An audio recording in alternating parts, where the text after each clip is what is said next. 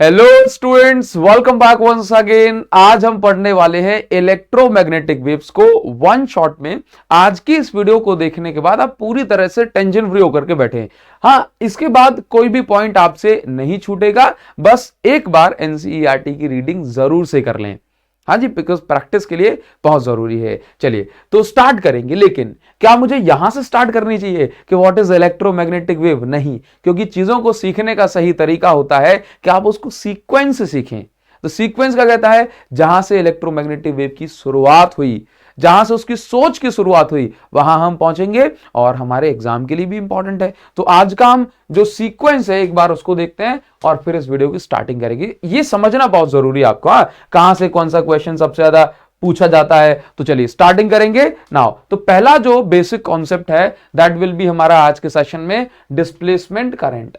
After that हम पढ़ेंगे Maxwell equation. Maxwell ही ऐसे साइंटिस्ट हैं जिन्होंने इलेक्ट्रोमैग्नेटिक वेव की डिस्कवरी की, लेकिन उन्होंने एक्सपेरिमेंटली प्रूव करके नहीं दिखा पाया। लेकिन सबसे बेस्ट बात मैं इनकी ये बताना चाहूंगा आपको कि इन्होंने एक्सपेरिमेंटली प्रूव नहीं किया। उस समय इनकी बात किसी ने नहीं मानी, लेकिन जब ये इलेक्ट्रोमैग्नेटिक वेव के बारे में थ्योरीज दे रहे थे, फॉर्मूलेज बना रहे थे, उनकी स्पीड निकाल रहे थे, उनकी प्रॉपर्टीज बता रहे थे, तब उनकी बात किसी ने नहीं मानी। लेकिन जब हर्ट्ज ने ये एक्सपेरिमेंट करके दिखा दिया तो जो मैक्सवेल ने कहा था वो सभी बातें, ज्यादातर बातें सही हो गई। ठीक है, तो ये इतने महान साइंटिस्ट थे मैक्सवेल कि जिन्होंने कंप्लीट इलेक्ट्रोमैग्नेटिज्म को, इलेक्ट्रोमैग्नेटिक वेव को नहीं, कंप्लीट इलेक्ट्रोमैग्नेटिज्म को 4 इक्वेशन में समेट दिया, मतलब कंक्लूड कर दिया। तो इसके बाद हम डिस्प्लेसमेंट करंट के बाद मैक्सवेल की 4 फेमस इक्वेशन पढ़ेंगे।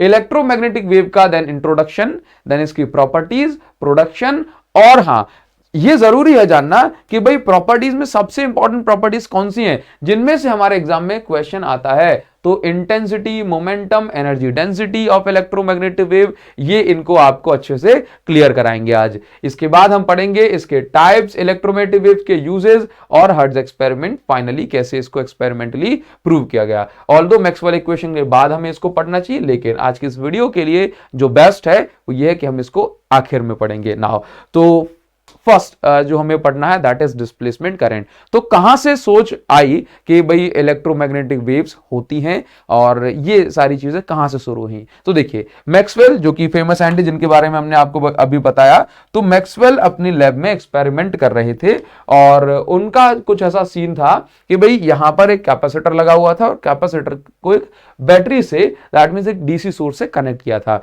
एसी से करेंगे तब भी देखने को मिलेगा, लेकिन हमने इसको डीसी से कनेक्ट कर दिया। ठीक है ना? तो अभी देखिए यहां पर क्या है, कैपेसिटर है और हमने इसको बैटरी से कनेक्ट किया।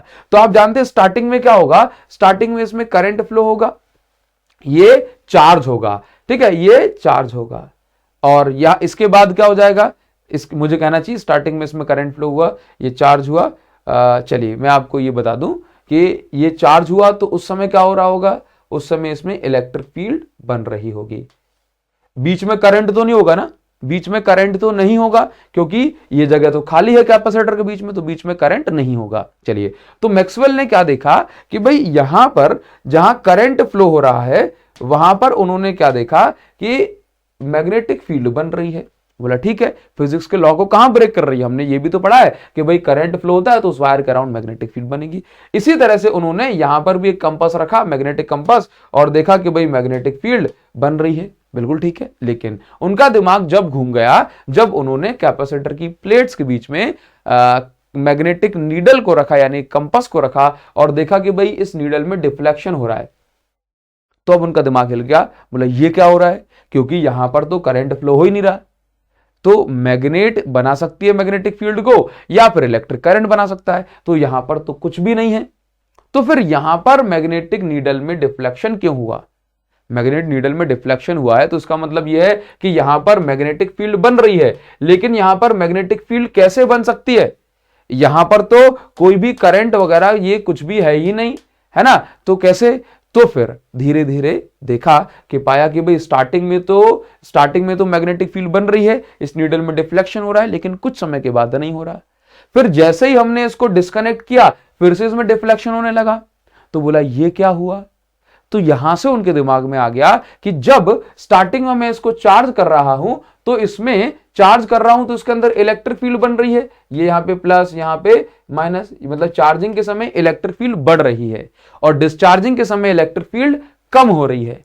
दैट मीन्स चार्जिंग और डिस्चार्जिंग के समय ही इस नीडल में डिफ्लेक्शन हो रहा था और चार्जिंग और डिस्चार्जिंग के समय पे हमने ऐसा देखा कि यहां पर इलेक्ट्रिक फील्ड में वेरिएशन हो रहा है। क्या हो रहा है? इलेक्ट्रिक फील्ड में वेरिएशन। तो यहां से उन्होंने कंक्लूड किया कि जब जब इलेक्ट्रिक फील्ड में वेरिएशन होगा तब तब बनेगी मैग्नेटिक फील्ड, तब तब बनेगी मैग्नेटिक फील्ड। बोला सर ऐसा क्यों होता है? तो नेचर लव सिमेट्री, नेचर को सिमेट्री पसंद है जी। हाँ, नेचर चाहती है कि जैसा इलेक्ट्रिक फील्ड ने मैग्नेटिक फील्ड के साथ किया वैसा ही मैग्नेटिक फील्ड भी इलेक्ट्रिक फील्ड के साथ करे। आगे हम इस पर डिस्कशन करेंगे, ठीक है। तो यहां पर जो नोटवर्दी पॉइंट है वो ये है कि जब भी इलेक्ट्रिक फील्ड में वेरिएशन होगा, जब भी इलेक्ट्रिक फील्ड बदलेगी तो वहां पर इलेक्ट्रिक फील्ड के बदलने से मैग्नेटिक फील्ड क्रिएट होगी और ये भी ऑब्वियस सी बात है भाई, चेंजिंग होगी। ये भी कैसी होगी? चेंजिंग होगी, वेरिंग मैग्नेटिक फील्ड होगी। नाउ अभी देखिए, तो उन्होंने क्या कहा कि भाई ऐसे तो फिजिक्स के जो रूल हैं, जो लॉज हमने बनाए हैं कि भाई करंट के कारण ही मैग्नेटिक फील्ड बनती है, वो तो ब्रेक हो जाएंगे। तो फिर वहां से उन्होंने कहा कि भाई ये जो वेरिंग इलेक्ट्रिक फील्ड है, बदलती हुई इलेक्ट्रिक फील्ड है कैपेसिटर की प्लेट्स के बीच में, इसको हम एक नया नाम देंगे और इसका नाम रख गया भाई, इसका नाम रख गया डिस्प्लेसमेंट करंट। क्या नाम रख गया? Displacement current. क्यों? उन्होंने कहा था ना करंट ही मैग्नेटिक फील्ड को बनाएगा। तो फिर उन्होंने कह दिया कि भाई लॉ ऑफ फिजिक्स का टूटना नहीं चाहिए, तो उन्होंने कहा कि भाई इसका नाम क्या हो गया? Displacement current. क्लियर है? क्या नाम रख दिया? Displacement current. क्लियर? नाउ तो डिस्प्लेसमेंट करंट में एक बार यहां पर आप पढ़ लें कि क्या लिखा हुआ है। When a capacitor is charging और discharging, current flows in the circuit, however there is no actual charge transfer between the insulated region, है ना, which is contradictory to the flow of current. बोला ये तो जो है फ्लो ऑफ करंट के rules को ब्रेक कर रहा है। तो फिर यहां से यहां पर क्या पाया कि यहां पर डिस्प्लेसमेंट करंट है जो कि चेंजिंग इलेक्ट्रिक फ्लक्स के कारण बन रहा है। क्लियर है? मेरे हिसाब से आपको ये बात समझ में आ गई होगी। तो यहां पर जो नोटवर्दी पॉइंट हुआ वो क्या हुआ कि भाई वेरिएशन इन इलेक्ट्रिक फील्ड के कारण बन रही है मैग्नेटिक फील्ड, और डिस्प्लेसमेंट करंट इसका नाम रख दिया हमने। नाउ इस करंट का, तो डिस्प्लेसमेंट करंट का जो फॉर्मूला होता है ये होता है एप्सिलॉन नॉट। किसके कारण हो रही है? D phi E, electric field के बदलने के कारण, तो epsilon nought d phi E by d t. Clear है? नाउ अब टोटल करंट जो होगा ये हो जाएगा कंडक्शन करंट। कंडक्शन करंट मतलब जो कंडक्टर में फ्लो हो रहा है, तो IC plus epsilon nought d phi E by d t. Clear है इतनी बात? नाउ यहां से मैं आपको बता दूं कि जैसे यहां पर कंडक्टर के अंदर ओनली कंडक्शन करंट है, तो फिर इस समय डिस्प्लेसमेंट करंट 0 है। ठीक है? और यहां पर अगर ओनली डिस्प्लेसमेंट करंट है तो यहां पर कंडक्शन करंट 0 है ना। बात क्लियर हो रही है ना? चलिए, तो कहने का मतलब यह हुआ मेरे पास कि जितना यहां पर कंडक्शन करंट हुआ उतना ही यहां पर डिस्प्लेसमेंट करंट होगा, और जितना यहां पे डिस्प्लेसमेंट करंट होगा उतना ही कंडक्शन करंट होगा। क्यों? इसका एक सॉलिड रीजन है कि अगर यहां पर कंडक्शन करंट जैसे मान के चलिए भाई 5 एम्पियर हुआ, तो यहां पर डिस्प्लेसमेंट करंट कम या ज्यादा नहीं हो सकता, क्योंकि इस बैटरी से जितना करंट निकला है उतना ही करंट इसमें जाएगा। बात क्लियर है ना? तो आई होप ये आपको पूरी कहानी अच्छे से समझ में आई होगी। नाउ अभी अपन आगे बढ़ेंगे मैक्सवेल की फेमस इक्वेशंस के बारे में। तो मैक्सवेल ने ये बता दिया कि variation in electric field causes variation in magnetic field. Now अभी देखिए, तो यहां पर कहानी स्टार्ट होती है चलिए भाई रेड पेन से। नाउ तो मैक्सवेल ने इक्वेशंस दी, 4 फेमस इक्वेशन। मैक्सवेल ने कहा कि भाई ये जो बेसिक प्रिंसिपल है ना, basic principle electromagnetic complete electromagnetism के, है ना, ये हम कैसे Maxwell found that all the basic principles can be formulated in the, तो यहां पर मुझे लिखना चाहिए all the basic principles of electromagnetism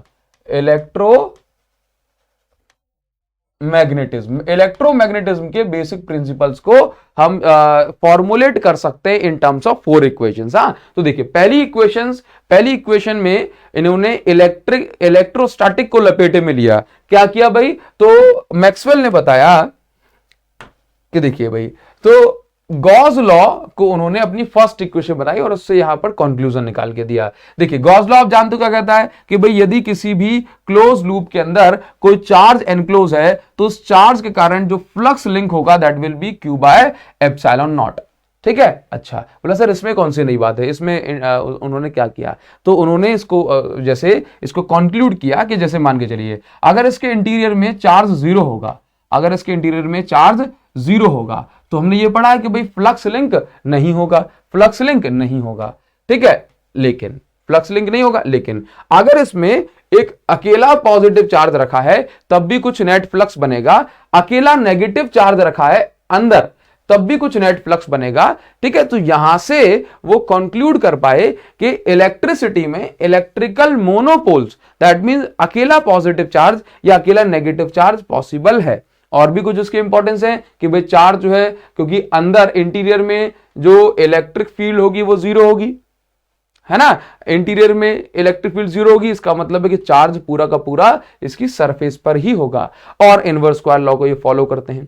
तो ये यहां से उन्होंने एक्सप्लेनेशन दिया। सेकंड इक्वेशन पर आएंगे तो सेकंड इक्वेशन उन्होंने सेकंड इक्वेशन में मैग्नेटिक फील्ड को समेटा, क्या कहा कि भाई Gauss law of magnet electromagnetism, या कहना चाहिए गॉस लॉ ऑफ मैग्नेटिज्म। तो जैसे इलेक्ट्रोस्टैटिक में गॉस लॉ होता है ठीक वैसे ही मैग्नेटोस्टैटिक्स में गॉस लॉ ये कहता है कि भाई according to this law magnetic flux through any close surface is always zero, जबकि electric flux is not always zero linked with a close surface. हाँ जी, देखिए क्यों, क्योंकि आप अभी तो पता है कि इलेक्ट्रिकल मोनोपोल्स तो पॉसिबल है कि अकेला प्लस क्यू अकेला माइनस क्यू चार्ज इनसाइड रह सकता है, लेकिन अकेला नॉर्थ या अकेला साउथ पोल नहीं रह सकता। आप जब भी एक मैग्नेट रखेंगे इस क्लोज्ड सरफेस के अंदर तो आप देखेंगे मैग्नेटिक फील्ड लाइन जितनी बाहर निकल रही हैं उतनी ही अंदर जाएंगी, जितनी बाहर निकलेंगी उतनी ही अंदर जाएंगी। तो यहां से हम क्या कह पा रहे हैं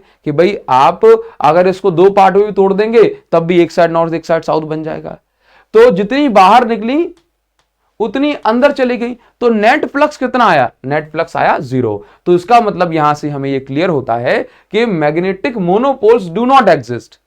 ये सर कैसे क्लियर हुआ, तो ये ऐसे क्लियर हुआ कि भाई अगर यहां पर अकेला नॉर्थ पोल होता तो यहां से सिर्फ फील्ड लाइंस बाहर जा रही होती तो सिर्फ मैग्नेटिक फ्लक्स की कुछ पॉजिटिव वैल्यू होती, समझ में आया। अकेला साउथ पोल होता तो मैग्नेटिक फील्ड लाइन सिर्फ अंदर अंदर जा रही होती, लेकिन क्या हो रहा है अंदर भी बाहर भी, तो नेट फ्लक्स क्या होगा जीरो, है ना, जीरो होना ही पड़ेगा क्योंकि एक साथ ही रहते हैं। तो ये इसका इंपॉर्टेंस इन्होंने दिया। नाउ अभी हम आएंगे फैराडे के थर्ड लॉ पर। ये यहां पर जो थर्ड इक्वेशन है मैक्सवेल की थर्ड इक्वेशन, इन्होंने क्या बताया, थर्ड इक्वेशन में इलेक्ट्रोमैग्नेटिक इंडक्शन को समेटा।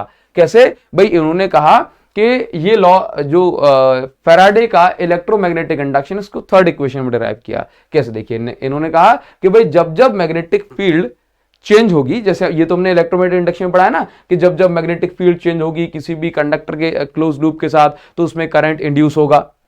हाँ, तो यहां से इक्वेशन क्या बनती है, हमने पढ़ा हुआ है कि EMF is equal to, that means जो ईएमएफ इंड्यूस होगा that will be equal to change in magnetic flux. तो इसी को मैक्सवेल ने कैसे लिखा, इसी को मैक्सवेल ने, ये बहुत जरूरी और बहुत काम की बात है। ये क्या है भाई काम की बात, तो ये देखिए, तो इसी को ईएमएफ, ईएमएफ को हम क्या लिखते हैं, ईएमएफ को हम लिखते हैं इलेक्ट्रिक फील्ड इनटू डिस्टेंस लिखते हैं, तो ई वेक्टर डॉट, या मैं ऐसे कहूं ईडीएल। ठीक है ना, अभी देखिए तो is equal to minus d phi B upon d t, ये होता है। तो देखिए एक्चुअल में ये क्या है, ये है इलेक्ट्रिक फील्ड, ये क्या है, ये है इलेक्ट्रिक फील्ड, ये है इलेक्ट्रिक फील्ड। ठीक है, और ये क्या है, ये है मैग्नेटिक फील्ड। ना आप ईएमएफ को ऐसे नहीं लिख सकते क्या, बिल्कुल लिख सकते हैं, आपने नहीं पढ़ा क्या, V इज इक्वल टू या E is equal to dV upon dr या dV अपॉन dl, ये पढ़ा है ना। तो dV क्या है, dV है हमारे पास potential difference, that means open circuit में आप इसको ईएमएफ कह सकते हैं। तो वहां से ये निकल के आता है, समझे ना। तो यहां से हम ये, तो मैक्सवेल ने यहां से बताया कि फैराडे का लॉ कहता है ना कि मतलब EMF is equal to minus d∅dt, तो वो यही तो बताता है कि मैग्नेटिक फील्ड में चेंज होने से इलेक्ट्रिक फील्ड भी क्रिएट होती है, इलेक्ट्रिक फील्ड में भी चेंज होता है। ये बात समझ में आई आपको? चलिए, तो ये हो गई थर्ड इक्वेशन। फोर्थ इक्वेशन पर हम आ जाते हैं। फोर्थ इक्वेशन मैक्सवेल की ये कहती है कि भाई जो एम्पियर्स लॉ आपने जो पढ़ा था कि भाई जैसे मान के चलिए कि इसके अराउंड अगर हमें करंट निकालना है तो आपने पढ़ा था भाई B vector dot dl vector is equal to mu naught into I, और ये आई क्या है, कितना करंट एनक्लोज है इस एम्पीरियन लूप के अंदर। तो अभी क्या है, अभी यहां पर हमें पता है कि जो करंट है उसको पहले हम सिर्फ आई लेते थे, है ना, लेकिन अभी हम क्या करेंगे, इस इक्वेशन को उन्होंने बताया कि mu nought I C plus I D, current enclosed की जगह पर ये दो करंट हो सकते हैं, एक तो कंडक्शन करंट और एक डिस्प्लेसमेंट करंट।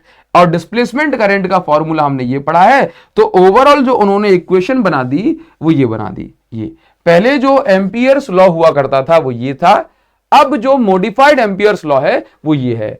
जो एम्पियर्स लॉ में मॉडिफिकेशन जरूरत क्यों पड़ी, क्योंकि उन्होंने पहले सिर्फ करंट को कंसीडर किया था, इन्होंने उसको एक्सप्लेन करके ये बता दिया कि भाई आपको डिस्प्लेसमेंट करंट भी कंसीडर करना होगा किसी क्लोज्ड सर्किट के अराउंड मैग्नेटिक फील्ड निकालने के लिए। क्लियर है बात? नाउ अब यहां से हम आ जाते हैं इलेक्ट्रोमैग्नेटिक वेव्स क्या होती हैं। इतना अगर आपने समझ लिया, देखिए यहां पर अगर मैं कंक्लूजन निकालूं तो मैं दो बातें कहूंगा आपसे। पहली बात तो यह है कि अभी तक हमने यह पढ़ लिया कि अगर इलेक्ट्रिक फील्ड में चेंज होगा, तो फिर चेंजिंग मैग्नेटिक फील्ड बनेगी, और अगर मैग्नेटिक फील्ड में चेंज होगा तो वहां से चेंजिंग इलेक्ट्रिक फील्ड क्रिएट होगी, बस ये बात आपको बहुत अच्छे से समझ के रखनी है। समझ जाओगे ना? कमेंट करके मुझे जरूर बताइए ये वीडियो आपको कैसी लग रही है, आपको समझ में आ रहा है कि नहीं आ रहा है। नाउ तो अभी देखिए, तो इलेक्ट्रोमैग्नेटिक वेव्स क्या है, इस पर हम स्टार्टिंग करते हैं। तो एक्चुअल में आप जानते हैं कि इलेक्ट्रोमैग्नेटिक वेव्स ऐसी वेव होती हैं जिनको आगे बढ़ने के लिए किसी मीडियम का सहारा नहीं लेना होता है। मीडियम आए तो गुड, नहीं आए तो very very very very good. क्यों? क्योंकि मीडियम नहीं आएगा तो इलेक्ट्रोमैग्नेटिक वेव मैक्सिमम स्पीड के साथ आगे बढ़ती हैं। तो मैं ये कहूंगा कि इलेक्ट्रोमैग्नेटिक वेव्स ऐसी वेव होती हैं जिनको आगे बढ़ने के लिए किसी मीडियम की जरूरत नहीं होती, ये वैक्यूम में भी आगे बढ़ सकती हैं।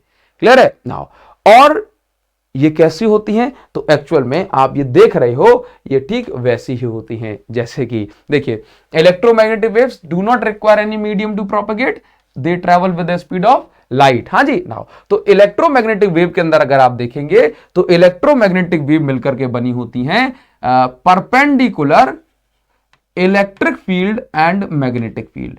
ये जो इलेक्ट्रिक फील्ड और मैग्नेटिक फील्ड एक दूसरे के परपेंडिकुलर होते हैं इसमें, जैसे कि आप यहां पर देख पा रहे हैं, ये जो येलो कलर से हमने दिखाया है ये मैग्नेटिक फील्ड है, और ब्लू कलर से जो दिखा दिया, उल्टा बोल दिया, हाँ जी, येलो कलर से जो दिखाया हमने ये इलेक्ट्रिक फील्ड है, और ब्लू कलर से जो आप देख रहे हैं ये मैग्नेटिक फील्ड है। ठीक है ना? एक बार फिर, येलो कलर कैसा है भाई, इलेक्ट्रिक फील्ड का रिप्रेजेंटेशन है, और ब्लू कलर मैग्नेटिक फील्ड का रिप्रेजेंटेशन है।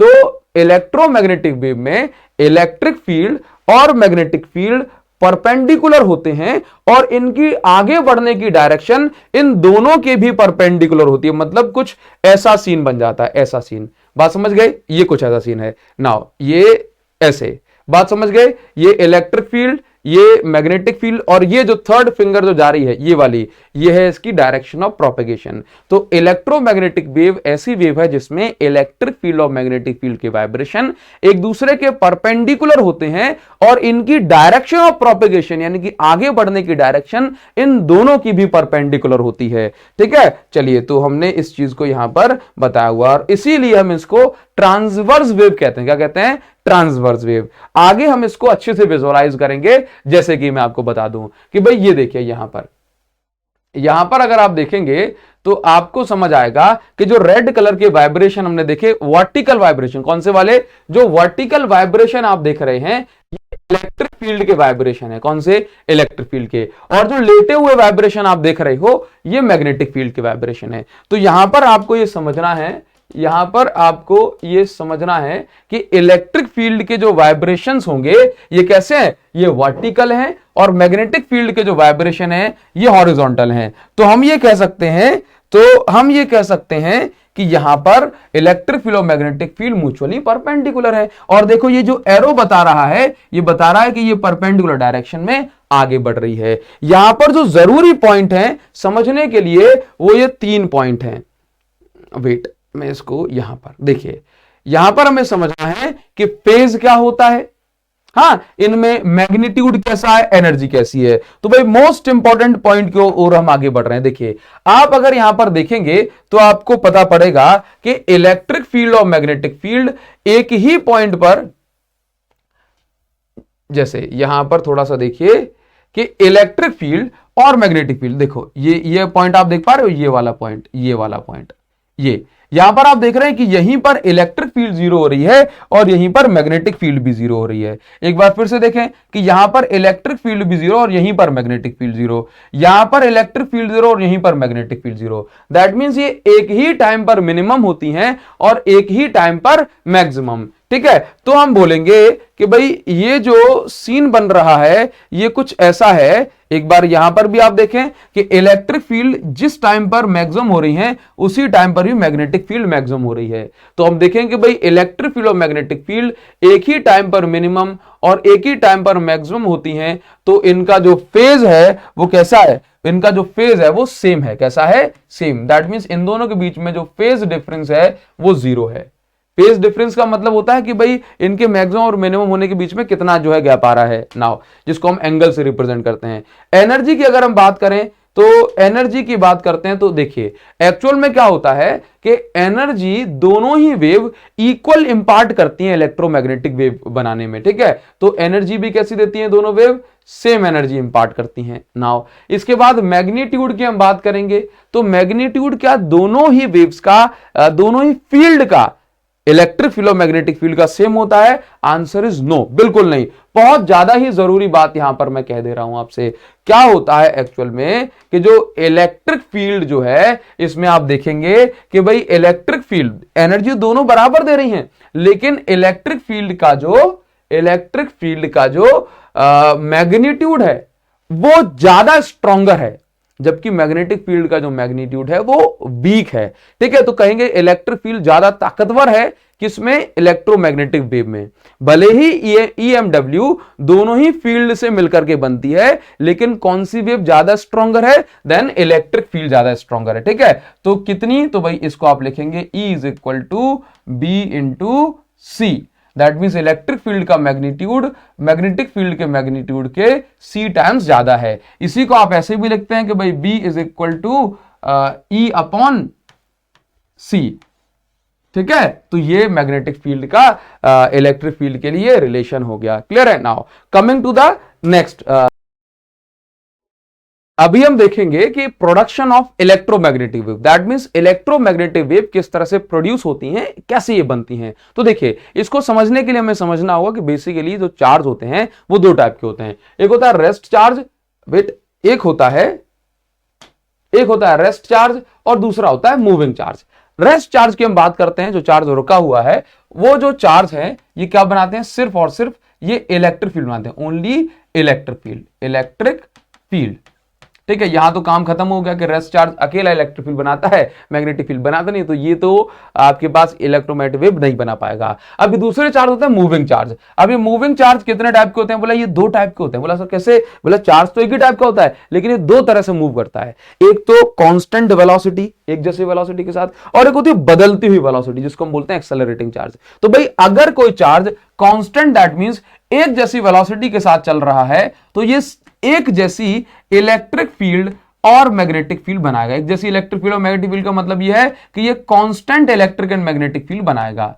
ठीक है, बात समझिए कि यदि कोई चार्ज कांस्टेंट वेलोसिटी के साथ मूव कर रहा है तो ये कांस्टेंट मैग्नीट्यूड वाली इलेक्ट्रिक एंड मैग्नेटिक फील्ड बनाएगा। लेकिन यदि कोई चार्ज बदलती हुई वेलोसिटी के साथ यानी कि एक्सेलरेटिंग चार्ज है तो फिर ये क्या करेगा, बदलती हुई इलेक्ट्रिक एंड मैग्नेटिक फील्ड बनाएगा। That means changing electric and magnetic field, बस अपना काम बन गया।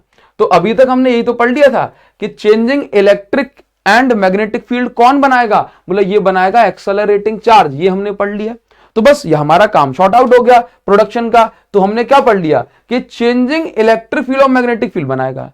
तो इसका मतलब है कि एक बार चेंजिंग इलेक्ट्रिक फील्ड बन गई तो ये अपने आप चेंजिंग मैग्नेटिक फील्ड बना देगी, चेंजिंग मैग्नेटिक फील्ड अपने आप चेंजिंग इलेक्ट्रिक फील्ड बना देगी, फिर ये अपने आप चेंजिंग मैग्नेटिक फील्ड बना देगी। तो इस तरह से कारवां चलता चला जाएगा और एक बार जो इलेक्ट्रोमैग्नेटिक वेव बन गई तो ये बनती चली जाएगी। तो फर्दर इसको किसी सोर्स की जरूरत नहीं होती। तो हमें सिर्फ और सिर्फ क्या चाहिए, एक्सेलरेटिंग चार्ज, दैट्स ऑल। अगर एक्सेलरेटिंग चार्ज मिलेगा एक बार फिर तो वो changing electric and magnetic field बनाएगा, और एक बार चेंजिंग इलेक्ट्रिक फील्ड बनी तो अगली बार चेंजिंग मैग्नेटिक फील्ड खुद बन जाएगी, और ये चेंजिंग मैग्नेटिक फील्ड अगली चेंजिंग इलेक्ट्रिक फील्ड बनाएगी, ये चेंजिंग इलेक्ट्रिक फील्ड अगली चेंजिंग मैग्नेटिक फील्ड बनाएगी, और ये कारवा यूं ही चलता चला जाएगा। तो आपको समझ में आ रहा है? नाउ आगे बढ़ेंगे तो आपको प्रोडक्शन क्लियर हो गया होगा। Now properties of electromagnetic waves ये हमने पढ़ ली है, एक बार मैं इसको ब्रीफ में बता देता हूं आपको कि electromagnetic wave accelerating charge produce करते हैं। नाउ यहां पर क्या है भाई, इलेक्ट्रोमैग्नेटिक वेव्स में इलेक्ट्रिक फील्ड और मैग्नेटिक फील्ड का जो ऑसिलेशन है म्यूचुअली परपेंडिकुलर है, और ये परपेंडिकुलर डायरेक्शन में प्रोपेगेट करते हैं। ये दोनों वेव सेम फेज में आगे बढ़ती हैं। पावर और जो एनर्जी है ये इक्वली कंट्रीब्यूट करती हैं, इलेक्ट्रिक फील्ड और मैग्नेटिक फील्ड दोनों, लेकिन इलेक्ट्रिक फील्ड ज्यादा स्ट्रॉन्गर है मैग्नेटिक फील्ड की कंपैरिजन में।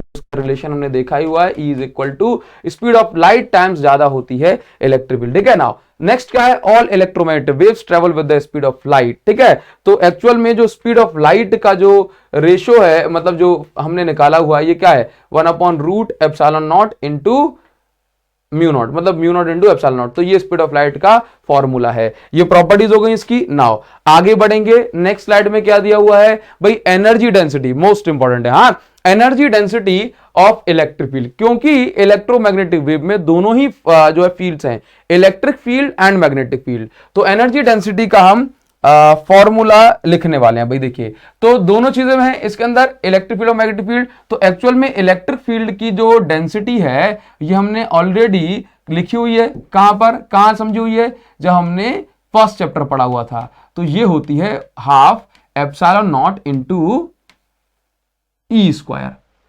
ठीक है, ये ई क्या है यहां पर, ये इस समय है इंस्टेंटेनियस, किसी भी पर्टिकुलर इंस्टेंट पर जो है electric field, instantaneous electric field. इसी तरह से जो मैग्नेटिक फील्ड है उसको हम अगर उसकी डेंसिटी लिखेंगे तो ये कितनी हो जाएगी, 12μ0 इंटू बी स्क्वायर। ठीक है, ये क्या है, ये भी इस तरह ही है। ठीक है, नाउ आपको मैं यहां पर एक चीज क्लियर करूंगा, क्योंकि ये जो इलेक्ट्रिक फील्ड के वाइब्रेशन है ये फिक्स तो नहीं है ना, ये बढ़ रहे हैं, कम हो रहे हैं, साइनोसॉइडल है ना। तो साइन वेव तो हम इसको आगे ये ऐसे भी लिखते हैं कि ये वाइब्रेशन फिक्स नहीं है, तो 12ε0 और ये ई के प्लेस पर हम लिखते हैं ई आर एम एस का स्क्वायर। तो ये हो जाएगा 12ε0। ई आर एम एस को हम क्या लिख सकते हैं, E0/√2। तो यहां से इसका स्क्वायर करेंगे तो ये बन जाएगा 1/2ε0 E0 स्क्वायर बाय 2। तो फाइनल जो बन गया that is 12ε0 E0 square by 4 ये हो जाएगा। ठीक है ना, तो ये हो गया इलेक्ट्रिक फील्ड की डेंसिटी। ठीक है, और इसी तरह से मैग्नेटिक फील्ड की डेंसिटी निकालेंगे तो ये हो जाएगी 1/4μ0 और ये आपका B0 स्क्वायर। तो आप इन दोनों को ऐड कर देंगे तो ये आपको टोटल एनर्जी डेंसिटी मिल जाएगी। आप इसको UE प्लस UB करके कैलकुलेट कर सकते हैं। क्लियर हो गया आपको ये? नाउ आगे बढ़ेंगे, थोड़ा सा नेक्स्ट स्लाइड पर आ जाएंगे। नेक्स्ट स्लाइड में क्या दिया हुआ है, intensity of electromagnetic wave. That means electromagnetic waves की इंटेंसिटी कितनी होती है ये हमें समझना है। तो देखो एक्चुअल में क्या होता है कि इंटेंसिटी ऑफ इलेक्ट्रोमैग्नेटिक वेव, जब कोई इलेक्ट्रोमैग्नेटिक वेव किसी सरफेस पर आकर के स्ट्राइक करती है तो हम देखते हैं कि भाई इसकी एक्चुअल में ताकत कितनी है। हाँ जी, तो ये ताकत कैसे पता पड़ेगी, अब कोई हथौड़ा मारेगा तो ताकत कैसे पता पड़ेगी, कितना दर्द हो रहा है ना। इसी तरह से इलेक्ट्रोमैग्नेटिक वेव क्या लेकर के आ रही है, बोला एनर्जी। तो हम देखेंगे इस एनर्जी का इंपैक्ट कितना है। तो हमने क्या किया कि भाई ये जो एनर्जी दैट मींस की इंटेंसिटी देखने के लिए हमने देखा कि एक्चुअल में इलेक्ट्रोमैग्नेटिक वेव कितनी energy per unit area per unit time में इंपार्ट करती हैं, दैट मीन्स इस पर्टिकुलर एरिया पर 1 सेकंड में या 2 सेकंड में इसने कितनी एनर्जी दी, इसको हम बोलते हैं इंटेंसिटी ऑफ इलेक्ट्रोमैग्नेटिक वेव। अब एनर्जी अपॉन टाइम होता है पावर, तो हम इसको लिख सकते हैं पावर अपॉन एरिया।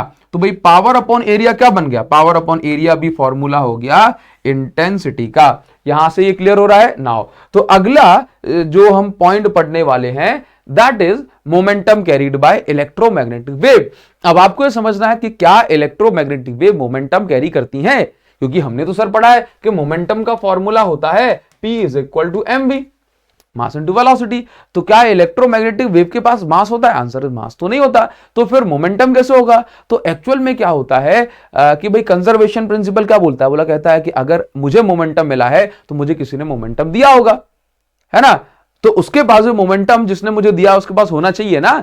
बात क्लियर हो रही है ना। तो देखिए, तो ऐसे ही होता है कुछ, जैसे मान के चलिए इलेक्ट्रोमैग्नेटिक वेव आ रही है। अब इस इलेक्ट्रोमैग्नेटिक वेव के जो है रास्ते में अगर कोई चार्ज पार्टिकल आ जाए तो इलेक्ट्रोमैग्नेटिक वेव अपनी एनर्जी देकर के उस चार्ज पार्टिकल को आगे बढ़ा सकती हैं, उसमें मोशन ला सकती हैं, उसको ऑसिलेट करा सकती हैं।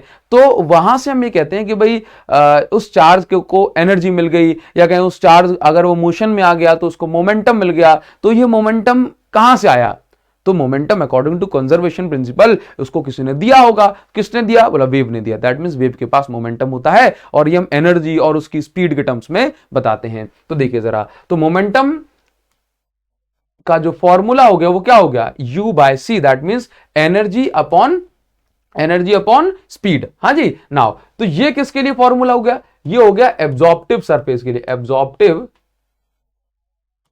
सरफेस के लिए, ये एब्जॉर्प्टिव सरफेस के लिए हो गया। लेकिन अगर सरफेस रिफ्लेक्टिंग है, कैसी है, रिफ्लेक्टिंग सरफेस है, तो रिफ्लेक्टिंग सरफेस के लिए जो फॉर्मूला होगा that will be double of u by C. क्यों, क्योंकि सर रिफ्लेक्टिंग में क्या होता है कि जैसे मान के चलिए कि यहां से अगर जो है वेव आई और इसका मोमेंटम हमने कंसीडर कर लिया भाई -p, ठीक है, और यहां से ये लौट के गई राइट साइड, ठीक है, तो हमने इसको कंसीडर कर लिया +p। तो आप फाइनल माइनस इनिशियल करेंगे तो आपको मिल जाएगा कि भाई कितना हो जाएगा, डबल ऑफ मोमेंटम ना। तो फिर ये कितना हो गया भाई 2u by c, that means double of initial momentum. Clear है नाउ। तो इसके बाद हम पढ़ेंगे रेडिएशन प्रेशर। तो रेडिएशन प्रेशर क्या होता है भाई, रेडिएशन प्रेशर भी मेजरमेंट है। तो कितना प्रेशर है एक्सर्ट करती है सरफेस पर, तो फिर इसको हम लिखेंगे, रेडिएशन प्रेशर को हमने रिप्रेजेंट किया IR से। अगर किसी लाइट की इंटेंसिटी I है तो I बाय C करने से हमें रेडिएशन प्रेशर मिल जाता है। नाउ नेक्स्ट हमारे पास है पॉइंटिंग वेक्टर। अब ये पॉइंटिंग वेक्टर क्या होता है, तो देखिए जरा, ये भी इंपॉर्टेंट टर्म है। ये एक वेक्टर क्वांटिटी है, मतलब या कहूं कि एक quantity describing magnitude and direction of flow of energy. That means जो एनर्जी फ्लो की मैग्नीट्यूड एंड डायरेक्शन को ये रिप्रेजेंट करती है या फिर ये बताती है। तो उसको हम रिप्रेजेंट करते हैं एस वेक्टर से, और ये हो जाएगा आपके पास ई वेक्टर, मैं इसको E naught vector cross B naught vector लिखूंगा, अपॉन में लिखूंगा अपॉन में लिखूंगा म्यू नॉट।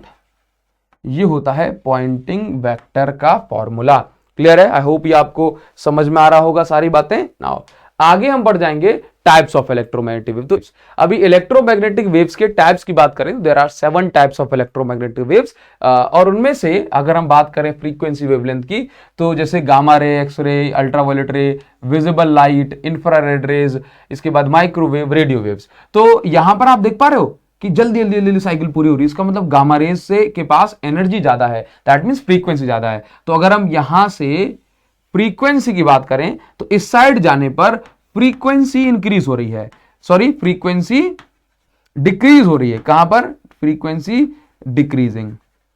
सबसे ज्यादा फ्रीक्वेंसी किसकी है, गामा रे की। इसके पास फ्रीक्वेंसी कैसी है, बोला फ्रीक्वेंसी इसकी मैक्सिमम है, दैट मींस एनर्जी भी मैक्सिमम है। तो जहां पर हमें ज्यादा एनर्जी की जरूरत पड़ती है ना, वहां पर हम गामा रेज का यूज कर सकते हैं, जैसे कि कैंसरस सेल्स को किल करने के लिए। हाँ, कैंसर सेल को डिस्ट्रॉय करना है तो वहां पर क्या है, gamma ray, that means high जो है फ्रीक्वेंसी वाली रेज उन सेल्स को किल कर सकती हैं, कर देती हैं। ठीक है नाउ, इसी तरह से अगर हमें एक्सरे का यूज करना है तो ये भी हमारी स्किन को पेनिट्रेट करके जाना है ना, तो अंदर का हड्डियों का फोटो खींच करके ले जाती है, तो अच्छी एनर्जी इनके पास है। अल्ट्रावायलेट रेज, हाँ, इससे कम एनर्जी इसके पास है, विजिबल लाइट के पास इससे कम एनर्जी है, या मैं कहूं फ्रीक्वेंसी है। बात क्लियर हो रही है ना? तो यहां पर आपको समझना है कि गामा रेज के पास जो फ्रीक्वेंसी है ये सबसे ज्यादा है, और वेवलेंथ इसकी कैसी है, वेवलेंथ कैसी है, वेवलेंथ इसके पास मिनिमम है। तो अगर आप यहां से यहां पर आएंगे इस साइड तो वेवलेंथ डिक्रीज होगी। ये तो बहुत छोटी सी बात है, आप सभी जानते हैं इसको। आपको यहां पर क्वेश्चन कैसे पूछा जाता है एग्जाम में, तो क्वेश्चन आपसे एग्जाम में ऐसे पूछा जा सकता है कि आप देखो दोनों में से कोई भी एक चीज याद कर लें, या तो वेवलेंथ याद कर लें या फ्रीक्वेंसी याद कर लें, लेकिन वेवलेंथ याद करोगे तो थोड़ा सा आसान होगा। ठीक है, जैसे कि मैं आपको बता दूं कि जैसे मान के चलो क्वेश्चन ऐसे पूछा गया कि यदि आपके पास 5 × 10⁹ हर्ट्ज की एक वेव है, तो इस वेव को पहचानिए कौन सी वेव है ये, है ना? तो प्रैक्टिस करनी पड़ेगी आपको। कैसे? अब जैसे मान के चलो अगर आपने वेवलेंथ याद कर ली, जैसे मान के चलिए कि वेवलेंथ आपने याद कर ली कि भाई 7000 एंगस्ट्रॉम, ठीक है, तो आप बस क्या करें, new is equal to c/λ लगा लें। तो अगर आप इसको कैलकुलेट करेंगे तो आपने देखा कि भाई इतनी फ्रीक्वेंसी के लिए ये वाली वेव होती है, तो अगर ये होगी तो आ जाएगी, नहीं होगी तो नहीं आएगी। तो इस फॉर्मूले के लिए आपको एक टर्म तो याद होना चाहिए, कोई भी एक टर्म याद कर लो, उससे आप दूसरे को प्रेडिक्ट करने मतलब कैलकुलेट कर सकते हैं। ठीक है, नाउ आगे बढ़ जाएंगे। इस तरह से क्वेश्चन पूछे जाते हैं कि भाई इस वेव को पहचानिए अगर इसके पास इतनी वेवलेंथ है तो। नाउ नेक्स्ट हम आएंगे कि भाई इसमें लिखा हुआ है कि किसकी कितनी वेवलेंथ है और किसका प्रोडक्शन कैसे होता है और उसका डिटेक्शन कैसे होता है। तो एनसीईआरटी बुक में इसकी एक बड़ी सी टेबल बनी हुई है, वहीं से हमने ये फोटो लिया हुआ है। तो आप भी जाकर के इस बुक को जरूर एक बार खोल करके देखें, बहुत ही ज्यादा काम की बुक है। ठीक है ना? चलिए, तो देखिए यहां पर क्या लिखा हुआ है, एक बार अच्छे से पढ़ लेना। गामा रेज की वेवलेंथ कितनी है, ये कोई एक्सप्लेन करने की चीज तो नहीं है ना, बस गामा रेज की वेवलेंथ इतनी है। ठीक है, और इसका जो प्रोडक्शन होता है वो कहां से होता है, इसका प्रोडक्शन होता है कि यदि कोई रेडियो एक्टिव सब्सटेंस है तो वहां से ये निकलती है। दैट मींस रेडियो एक्टिव, जैसे मान के चलो मैं आपको एक छोटा सा एग्जांपल देता हूं, अगर कहीं से अल्फा पार्टिकल बीटा पार्टिकल्स निकल रहे हैं तो उसके साथ गामा रेज यानी कि रेडियो एक्टिव जो रेज है ये निकलती है। ठीक है, इसी तरह से एक्सरे निकलती हैं कि भाई अगर कोई मैं बता दूं आपको कि भाई हैवी मेटल है, उस पर अगर आप इलेक्ट्रॉन्स को बॉम्बार्ड कराएंगे तो वहां से इलेक्ट्रॉन निकल आएगा। अल्ट्रावायलेट रेज ऐसे निकलती हैं। ठीक है, अल्ट्रावायलेट रेज कैसे निकलेंगी, या तो आप यूवी रे बल्ब यूज कर सकते हैं। ठीक है, वहां से अल्ट्रावायलेट रेज निकल आएंगी। Inner shell electrons in atoms moving from one energy level to another, that mean transition की बात कर रहा है। लाइट कैसे निकलती है हम जानते हैं। ठीक है, इसी तरह से आप ये infrared waves, microwave, radio wave, आप इनको एक बार बुक से रीडिंग इनकी कर लें। ठीक है ना? चलिए ना, अभी देखिए एप्लीकेशंस की हम बात करेंगे कि किसकी एप्लीकेशन कहां है। आपसे पूछ लिया जाएगा name the ray which is used to give signals in fog. Fog में कौन सिग्नल्स, फॉग में सिग्नल देने के लिए कौन सी वेव का यूज किया जाता है, तो आपको यूजर्स अच्छे से याद होने चाहिए। ठीक है, तो देखिए तो यूजर्स कैसे याद करते हैं हम, तो देखो इसमें एक आध यूज के हम डिस्कशन कर लेते हैं। जैसे कि गामा रेज का यूज डिटेक्शन ऑफ कैंसर और इसके ट्रीटमेंट में किया जाता है। एक्सरे का यूज आप जानते हो, हड्डियों को जो है जोड़ने के लिए तो नहीं करना चाहिए मुझे, देखने के लिए, डिटेक्ट करने के लिए कि भाई कहां पर कैसा फ्रैक्चर वगैरह, ये सारी चीजें है ना, इंटरनल ऑब्जेक्ट्स की डिस्कवरी करना, रिसर्च करना। ठीक है ना? अल्ट्रावायलेट रेज का यूज हम जानते हैं कि यदि जर्म्स जो है फूड को प्रिजर्व करने के लिए ऊपर से अल्ट्रावायलेट लाइट अगर डाली जाएगी तो फूड में जो जर्म्स होंगे वो नहीं बढ़ेंगे। हाँ, इसके अलावा जैसे मान के चलिए आपसे पूछ लिया जाता है कि अगर कोई वेल्डर है, हाँ कोई वेल्डर है, अब उसकी आंख में अगर दर्द होने लगा है वेल्डिंग करते करते, आई रेड हो गई, तो वो क्यों हो रही होगी, तो उसकी आंख में क्या हो रहा है, जो यूवी रेज जा रही है जो कि काफी हार्मफुल होती है। तो ये तो इसका लॉस है, ये नहीं लिखना अपन को यूजेस में। तो यूजेस आप जानते हैं कि कहाँ कि भाई यूवी रेज का यूज कहाँ होता है, कि जैसे कि इसको डेंटिस्ट लोग बहुत ज्यादा यूज करते हैं कि जो अपने टूल्स को बैक्टीरिया या वायरस फ्री रखने के लिए, है ना, उस पर यूवी चैम्बर के अंदर उसको रख दिया जाता है। तो इसी तरह से जो बेसिक जो यूजर्स हैं ये आपको पढ़ लेने हैं। माइक्रोवेव आप जानते ही हो, कुकिंग में, कम्युनिकेशन में, सैटेलाइट में, भाई रडार सिस्टम में मोस्ट इंपॉर्टेंट पूछ लिया जाता है कि रडार में कौन सी वेव का यूज होता है। हाँ जी, इंफ्रारेड वेव्स का यूज कहाँ होता है, तो इंफ्रारेड वेव्स का यूज होता है सिग्नल देने के लिए। जैसे कि भाई फॉग में सिग्नल देने के लिए तो करते ही हैं, नॉर्मल सिग्नल भी देना है। कैमरे का रिमोट अगर मुझे, जैसे मान के चलिए मैं आपको यहाँ पर बता दूं, जैसे मान के चलिए मैं आपको यहाँ पर बताऊं थोड़ा जूम इन जूम आउट करूंगा तो कैमरे सेटिंग बिगड़ जाएगी, अदरवाइज मैं इसको प्रेस करूंगा, अगर ऐसे मान लो यहाँ पे, तो आपको दिखाई देगा कि इसमें लाइट जली या नहीं जली। ठीक है, चलिए, हो सकता है अभी विजिबल ना हो। तो अगर आप कैमरे में देखेंगे, अगर रिमोट सही काम कर रहा हो तो जरूर दिखेगा आपको। कैमरे में अगर आप देखेंगे तो आपको पता पड़ेगा कि भाई ये जो इंफ्रारेड रेज होती हैं ये हमें दिखाई देती हैं। इंफ्रारेड रेज का जो यूज, इंफ्रारेड रेज को आप थर्मल रेज भी बोलते हो। कौन सी रे बोलते हो? थर्मल रे, थर्मल रे। ठीक है, अब जैसे मान के चलिए कि आपको नाइट में अगर किसी की कैप्चर करना है कि भाई जैसे मान के चलिए आतंकवादी कहीं छुपा हुआ है रात में, तो आप थर्मल कैमरे का यूज करके क्या कर सकते हैं कि उसकी बॉडी की, थर्मल जो कैमरा होता है ना, बॉडी की हीट को कैप्चर करता है। तो आप जंगल में ना सीसीटीवी कैमरे नहीं लगा सकते, तो आप इससे पता कर ले कि हाँ भाई यहाँ कोई छुपा हुआ है, तो उसकी बॉडी की जो हीट से ना उसकी इमेज बन जाएगी। समझे? तो इस तरह के इनके यूजेस होते हैं। ठीक है, नाउ विजिबल तो आप जानते ही हैं। रेडियो वेव, इनका यूज टेलीविजन सिग्नल के देने के लिए ऐसी जगहों पर इसका यूज होता है। आई होप ये आपको क्लियर हो रहा होगा। अब हम बात करते हैं हर्ट्ज एक्सपेरिमेंट की सबसे आखिर में। तो हर्ट्ज ने ये कैसे प्रूव कर दिया कि इलेक्ट्रोमैग्नेटिक वेव्स होती हैं, कि हाँ जी भाई इलेक्ट्रोमैग्नेटिक वेव्स एग्जिस्ट करती हैं इस दुनिया में। ठीक है, तो एक्चुअल में क्या होता है कि हर्ट्ज ने जो सेटअप रखा वो कैसे, कि भाई ये पीछे आपके पास हाई वोल्टेज सोर्स है, इस हाई वोल्टेज सोर्स से दो मेटेलिक प्लेट जो है उसने कनेक्ट करी। ये मेटेलिक प्लेट चार्ज को स्टोर करती हैं। क्या करेंगी? चार्ज को स्टोर। ये कैपेसिटर की तरह एक्ट करेंगी। ये कैसे एक्ट करेंगी? Act as capacitor. ठीक है, ये कैपेसिटर की तरह एक्ट करती हैं, बहुत ज्यादा चार्ज को स्टोर कर लेती हैं। ठीक है, और यहां पर दो स्फीयर्स लगे थे। कैसे? दो स्फीयर्स, मेटेलिक स्फीयर।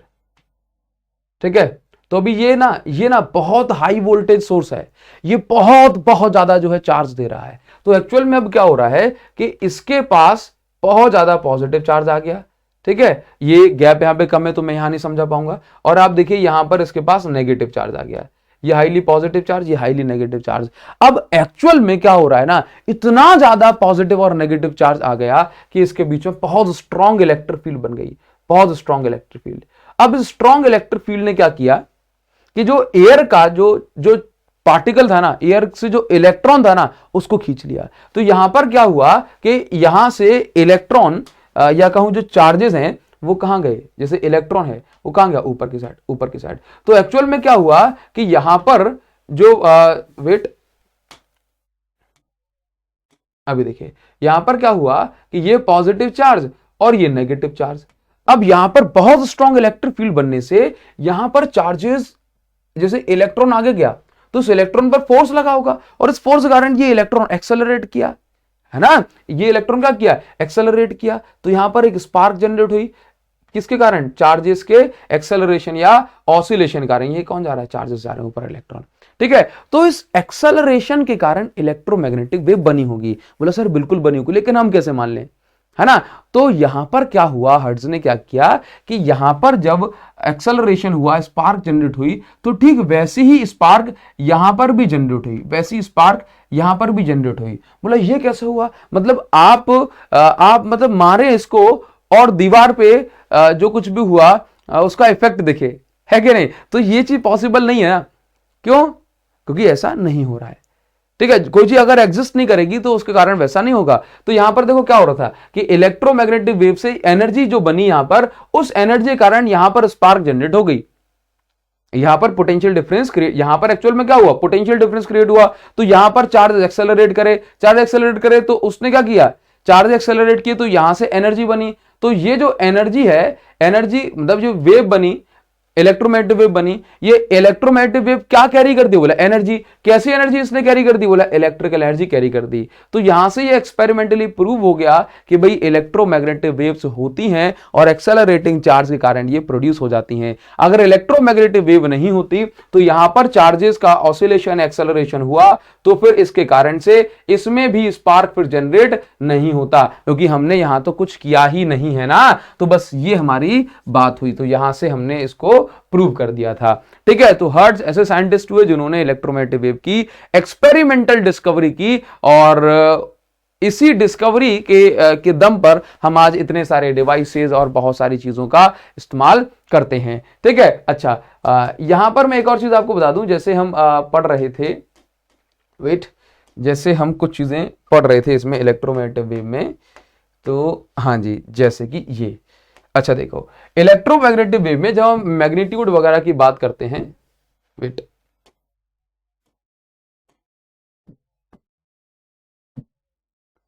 देखिए, जब हम इलेक्ट्रोमैग्नेटिक वेव में मैग्नीट्यूड की बात करते हैं तो हम क्या बताते हैं कि भाई E इज इक्वल टू कितना है, B इज इक्वल टू कितना ना हो। लेकिन अगर आपको कभी जरूरत पड़े कि भाई आप बताइए कि इस, जैसे मान के चलो ये इलेक्ट्रिक फील्ड है, वर्टिकल वाली इलेक्ट्रिक फील्ड ना, तो पर्टिकुलर टाइम पर, इंस्टेंटेनियस टाइम पर इलेक्ट्रिक फील्ड कैसे बताई जाती है, तो आप बताएंगे ई नॉट के एक्स माइनस ओमेगा टी। ठीक है, के क्या है, के है वेव प्रोपगेशन वेक्टर और इसकी वैल्यू होती है K is equal to lambda by 2 pi. Omega है एंगुलर फ्रीक्वेंसी या मैं कहूं फ्रीक्वेंसी। तो अगर आपको किसी भी पर्टिकुलर टाइम पर या इंस्टेंटेनियस पॉइंट पर अगर आपको इलेक्ट्रिक फील्ड का मैग्नीट्यूड निकालना है तो आप इस फॉर्मूले से निकाल सकते हैं। सिमिलरली मैग्नेटिक फील्ड का मैग्नीट्यूड निकालना है तो आप इस फॉर्मूले से निकाल सकते हैं, बी नॉट और ये आपका के x minus omega T. Clear है, तो ये हम इस तरह से कर सकते हैं। ये पॉइंट यहां पर छूट गया था, तो बस आज के लिए हम इतना ही रखेंगे। आप मिलेंगे आपसे नेक्स्ट वीडियो में नए टॉपिक और नई चैप्टर के साथ। तब तक आप मुझे कमेंट करके जरूर बताएं। Guys, I am waiting for your comment. इस वीडियो को हो सके तो अपने फ्रेंड्स के साथ जरूर शेयर करिए। बहुत सारे बच्चे बोल रहे हैं, बोला सर मैं शेयर नहीं करूंगा, ये चीज अपने फ्रेंड के पास नहीं पहुंचनी चाहिए, बस कुछ भी हो जाए। हाँ जी, तो फ्रेंड को शेयर करो, इस वीडियो के नीचे कॉमेंट करके बताओ कि ये वीडियो आपके लिए कितनी हेल्पफुल हो पाई। मैं बस आपके कॉमेंट का इंतजार कर रहा हूं। So thank you so much guys, thanks a lot, see you again in the next video. तब तक के लिए पढ़ाई करते रहें, खुश रहें। Thank you guys.